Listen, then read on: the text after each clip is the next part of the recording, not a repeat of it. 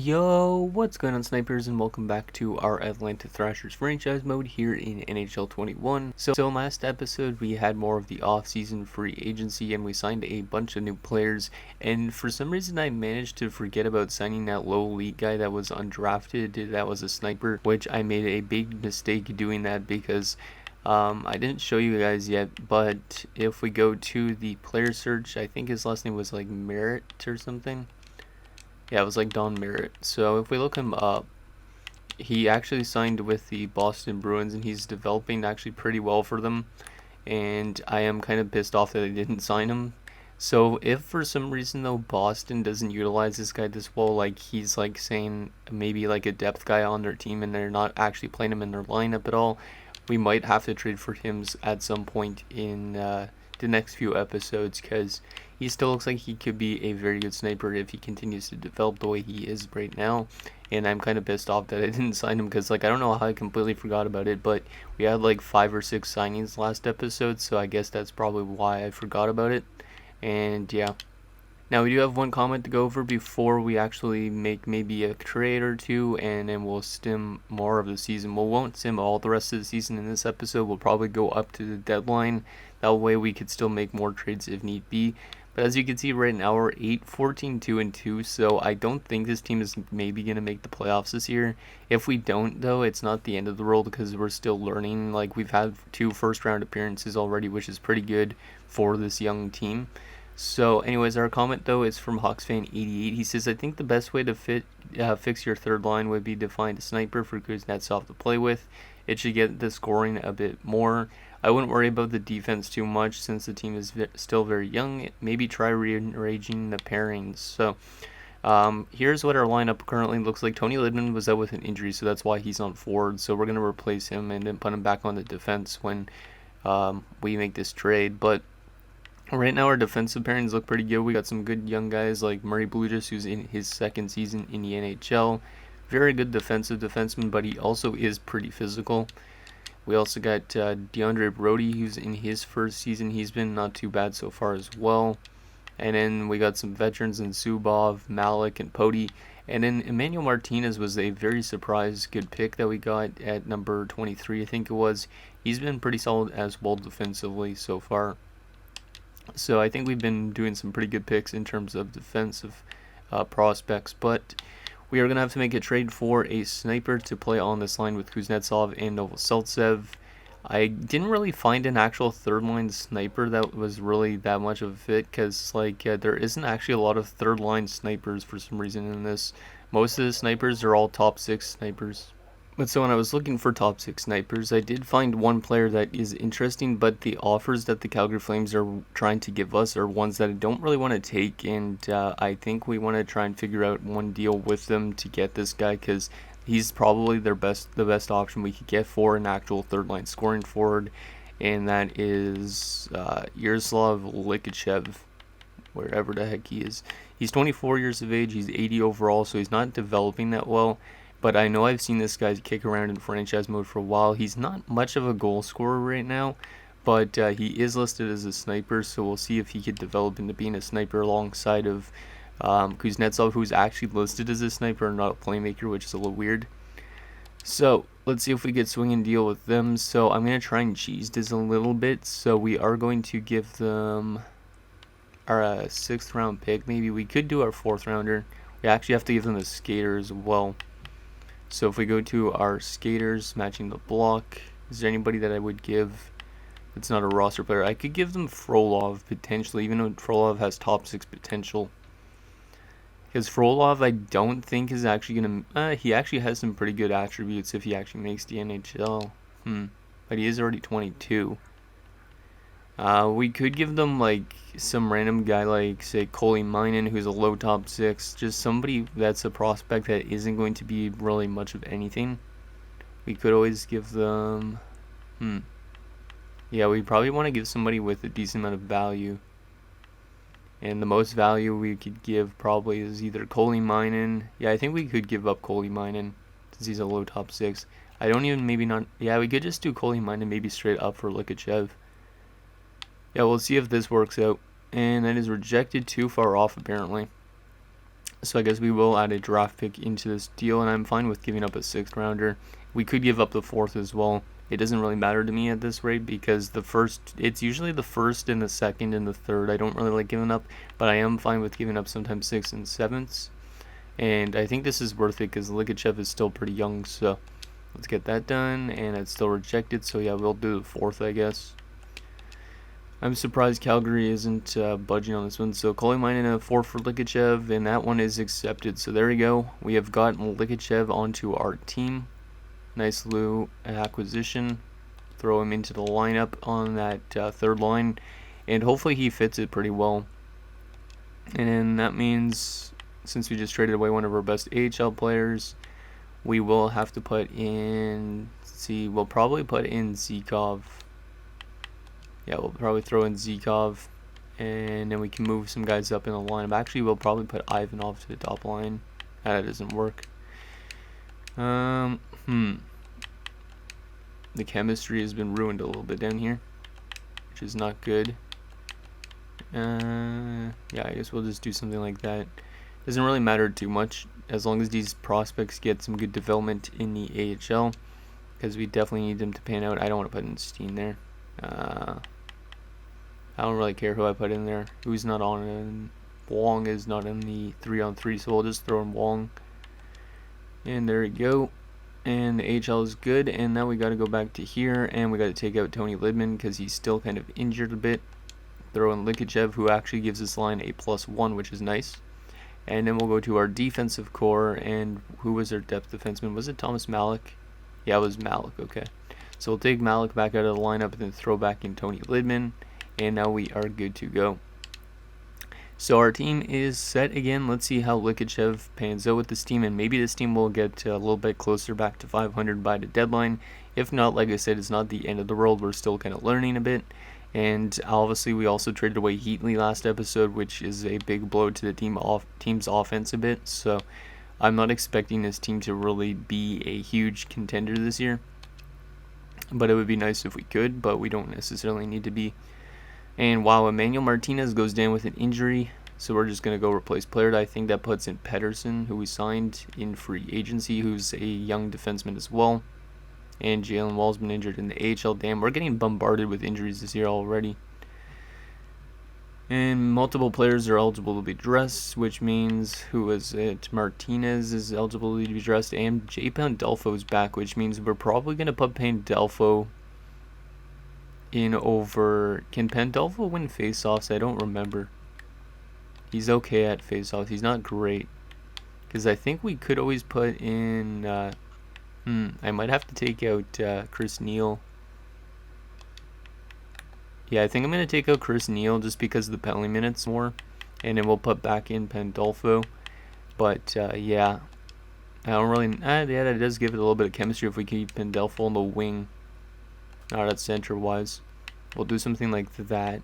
And that should be good. And then Emmanuel Martinez is pretty much back to health, which is good.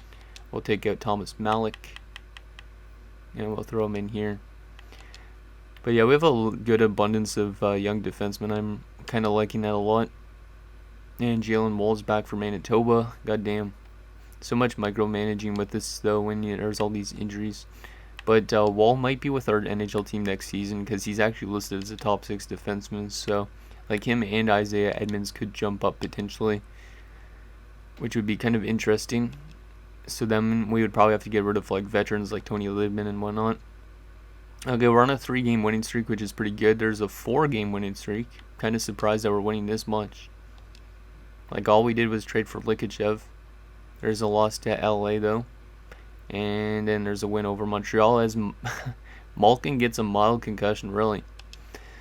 Oh my. We'll just... that doesn't actually work, Fisher on the top line. Huh.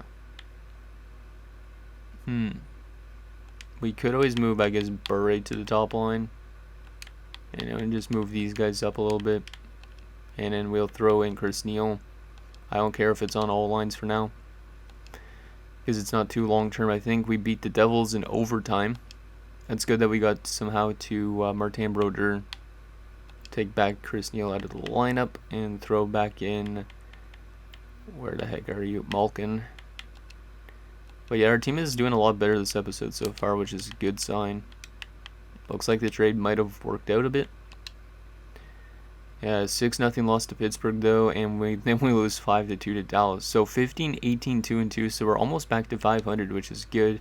And in terms of the playoffs, we are far out of it right now still, because the last playoff spot has 43 points. We have 34 points, so we need to technically catch our last divisional spot, which is the Hurricanes with 40 points. So it's going to be a very tight race down the stretch, but yeah. Let's take actually a quick look at how Likachev is fitting in on the third line. Hopefully he's helping it out a bit. And he's got no goals in 11 games, but he's got 3 assists and he's a +2. So not scoring goals like we brought him in for, but he's been helping the team out a little bit. Hopefully we could find a sniper at some point to play with him, like maybe that Merritt guy from Boston that I didn't sign.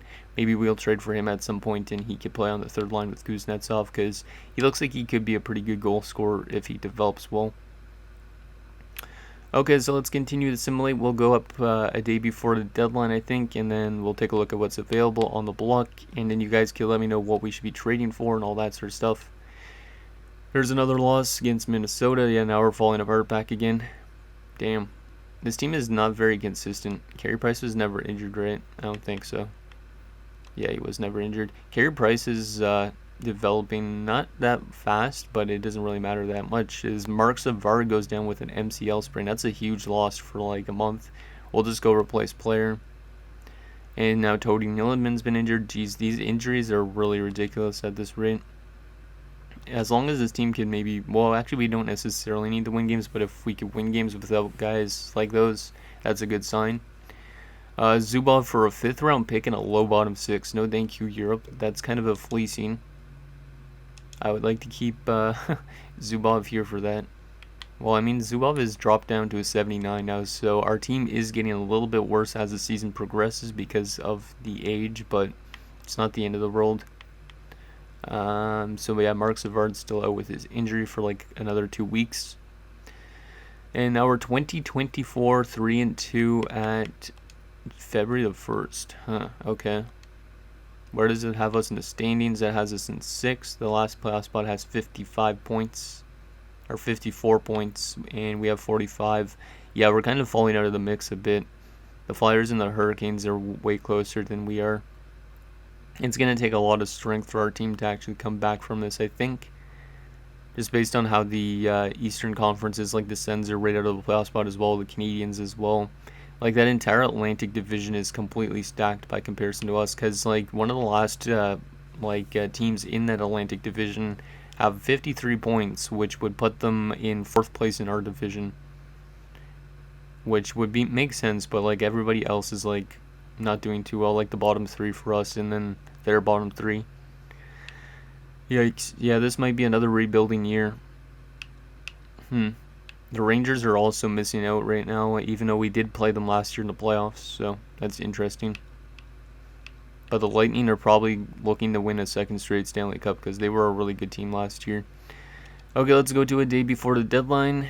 Not going to change anything with the lines, but I don't think this team's going to be a playoff team this year. Which means we could trade away veterans if we want to, but I don't know if we're going to. There's an OT loss. Jalen Kemp was never injured, I don't think, in the AHL. Or even, was he even playing? I don't even remember if he was. Wes Nolan is back, which is good. Which means Jalen Kemp is out. Right, Wes Nolan is this dude right here. And that is good. Tony Lidman and Jay Pandolfo for a 2nd and 3rd. I'm not going to accept that yet, but Tampa, if you want to come back to me at the deadline, I might be willing to do it if this team is going to miss the playoffs, which is more than likely going to be the case. So Mark Savard is back. Unfortunately, we made signings to try and help this team get to the playoffs again now, but it's not the end of the world because at least our young guys are still getting some development in that way. And we're 23-30, 4-4 a day before the deadline. Yeah, we're not going to make the playoffs. We are literally actually one of the closest teams to actually making the playoffs in our division. But we are still 12 points back of the Devils, which is going to take a lot of work to get into that spot, especially because the Devils have a great goaltender in Brodeur still and all that type of thing. But I don't think we're going to make the playoffs. Just because, like, the Maple Leafs are also right there, the Panthers and the Sens all could also make that last wildcard spot that the Devils have right now. So, like, there's literally four teams, and then actually the Bruins are actually almost making a comeback as well. So there's like 4 teams, 5 teams, maybe 6 teams trying to get to that last wildcard spot, which is a lot of teams. So I don't think we're going to make it, but it's not the end of the world. Let's take a look at our player stats and team stats for the season so far, and then we'll take a look at the trading block and that sort of stuff. And you guys could suggest some trades down below. So Bergeron, 52 points this year. He's having a pretty good year again. This will probably be a career year for Patrice Bergeron. Nice. He's already at 287 career points, and he just hit 100 goals. So there's a little milestone for Patrice Bergeron. Mike Fisher, 39 points. Not too bad. He's on pace to probably having a better year than last year, but he is getting a little bit more ice time. He does already have the same amount of goals, but the assist total is a lot different. Malkin's got 39 points, which he might be on pace for as one of his worst seasons yet, like since his first year, which is a little bit concerning, but he is still an 87 medium franchise and he's only 21, so we'll see how he develops continuing on. Mark Savard, 38 points. So yeah, Mark Savard's in the last year of his contract. So Mark Savard could be one of these guys that we flip. He's been playing pretty good, but he has been injured one time. So we could trade Mark Savard in next episode, but I just don't know what we should be looking for. Probably a top prospect of some sort. So yeah, Mark Savard, maybe we can get even a first round pick for him. Well, but I think we should probably look at flipping Mark Savard for sure. Kuznetsov's got 25 points. He's a minus 14 this year, which is not great, but he already has the same amount of goals as he's normally had, and he's almost got as much points as he had in his second season, so that's pretty good. And Johansson, 15 points so far. Kovalchuk, 63 points. He's been consistently good, but his point total, actually, he might have one of his best seasons yet. Yeah, he's probably going to have his best season yet so far. Likachev, 22 points, but how much with us? 1 goal and 7 assists. So he's actually more of a playmaker, but that's okay. -2 in 12 PIMs. Pandolfo, 18 points, which is pretty good. Marcel Hossa, 12 points. And then Valerie Bure, 36 points, but a -14. Yikes. Doesn't seem to be that great defensively because he didn't play that good in Buffalo defensively either. Novoseltsov is -13 with 28 points, and Chris Neal's got 6 points in 40 games.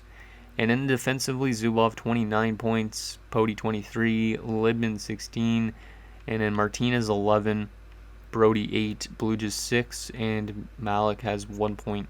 So I think we could probably also ship out a veteran defenseman like Zubov, for example. I don't know if we want to keep Pody around forever or what, but we could always trade Pody if need be. Lidman is another type of guy that could get flipped if we want to just play our young guys, because Pettersson could get into the lineup that way.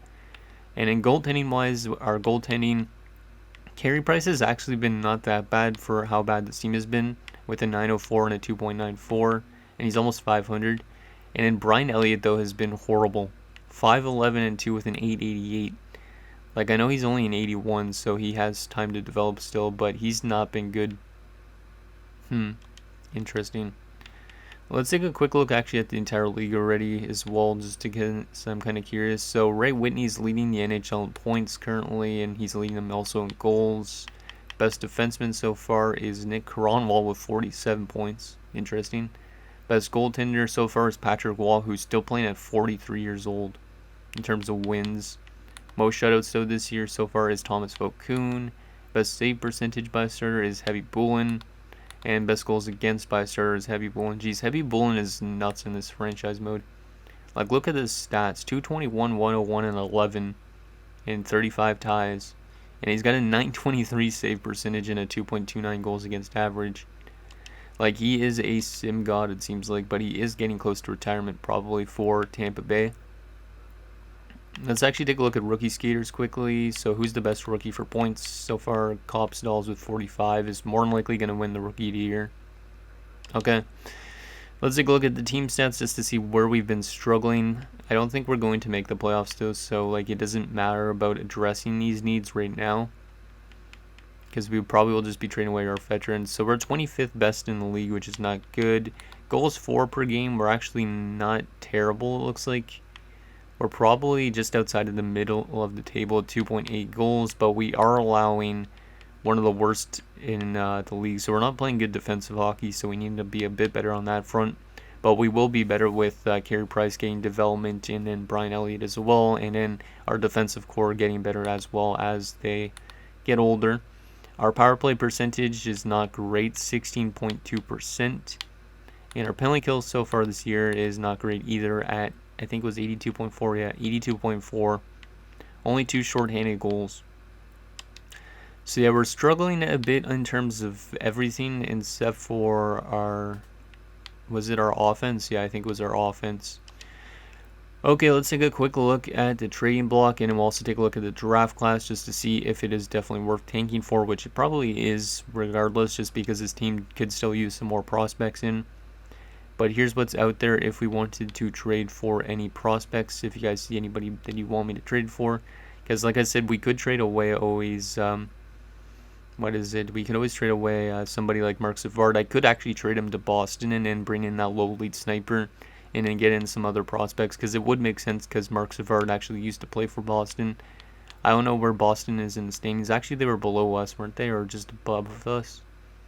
So I don't know if they would actually even want him, but yeah, we definitely could use some more prospects in, but a lot of these prospects look pretty bad so far. Like, they look like low top 9s and stuff like that, which is not good, but we could always just take a look throughout the entire NHL in next episode and see if there's any like potential prospects that aren't actually listed on the trading block that we could trade for. Because we could just look for like teams that are interested in them, so a lot of veteran players as well, but like a lot of the players that are on the block are all like low potentials, like low top 9, low bottom 6, low top 9, low bottom 6 again, low top 9. Like, there's some top 6 forward prospects. Like, Florida could be an interesting team to trade Mark Savard to, because they got this Alexander Emelin guy who is a former 16th overall pick, but he's a playmaker. Maybe we want to find a prospect sniper of some sort. There's a couple low top 6s as well. More veterans in LA. Martin Prusik. Oh, yeah, aren't they playing him in the AHL? Yeah, they are. That's so dumb.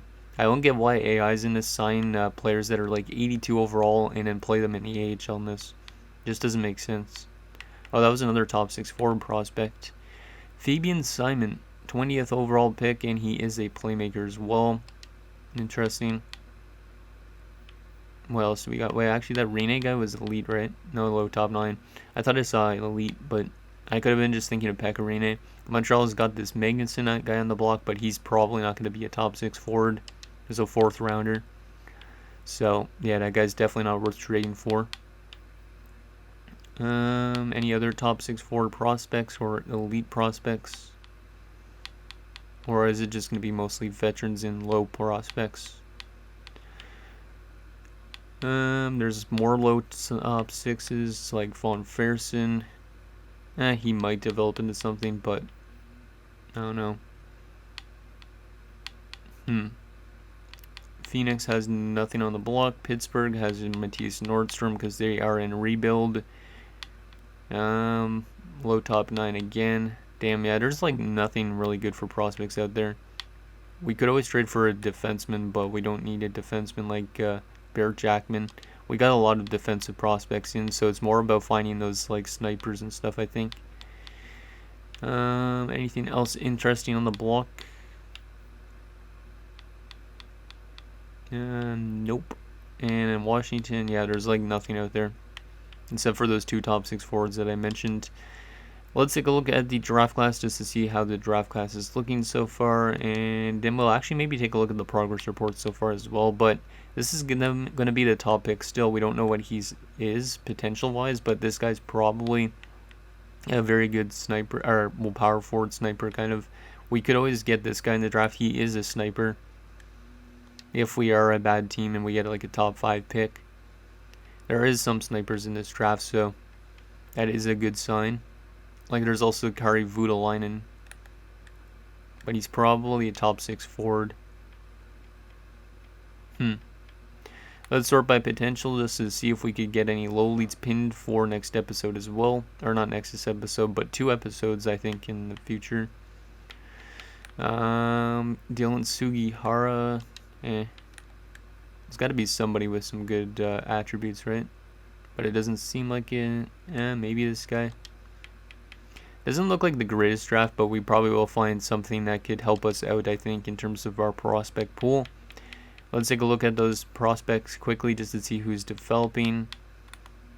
Doesn't really matter much about the NHL because most of this is probably going to be statistical based.